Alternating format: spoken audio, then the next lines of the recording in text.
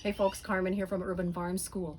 I wanted to shoot a few really short videos, they're going to be one after the other, about how we can help our gardens manage some of this intense heat.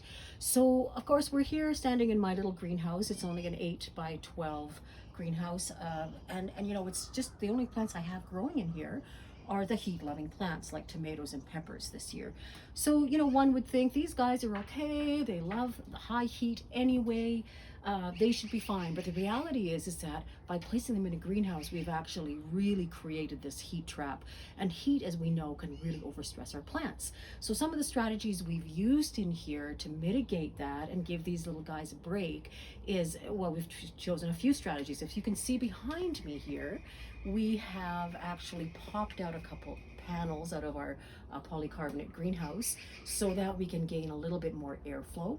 Circulation is key in these hot temperatures, so of course we've got openable roof vents, as well as fans in here. So normally we just have our one fan, which is mounted up top here, but with this high heat we've actually brought in another fan just to help move that hot air out of the greenhouse and keep good air circulation.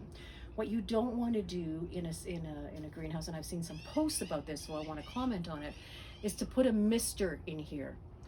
Any kind of misting unit, because what you're doing now is you're combining high heat with high humidity, and that's really a recipe for fungal diseases. So I'd like you to, to discourage you on that one, because it might make sense from, on a human perspective, but the plants don't really appreciate it. So another thing we've done in here is we've actually installed on the south side, south-ish, because we're a little kitty corner, this is actually a frost blanket in a darker color. You could also use the lighter colored frost blankets, the white ones as well. They just have that right amount of opacity, the white ones, to really reduce and help reflect a little bit of that heat, but reduce the amount of heat coming into the greenhouse. And you need to kind of get up a little high. If we didn't have the vents on this side, we'd probably go right up to the apex, just to kind of lessen the amount of sunlight that's coming in at that intense angle. But this is actually working really well. As you can tell, our plants are not stressed at all. They're doing super well, even the ones in the pots here. Now you'll also notice, if you look at the beds, that we've got quite a bit of mulch sitting on top.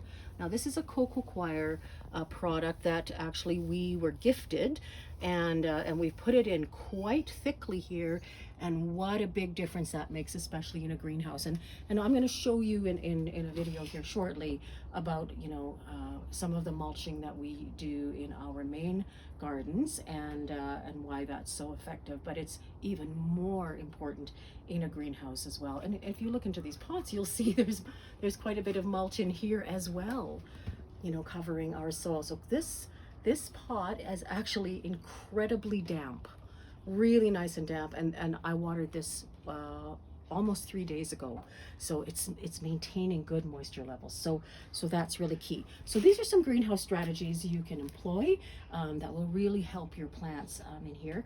Also, what we don't want to be doing, it's a tendency to do a lot of pruning when it's when our tomatoes grow. You can see there's still a few suckers that need to come off.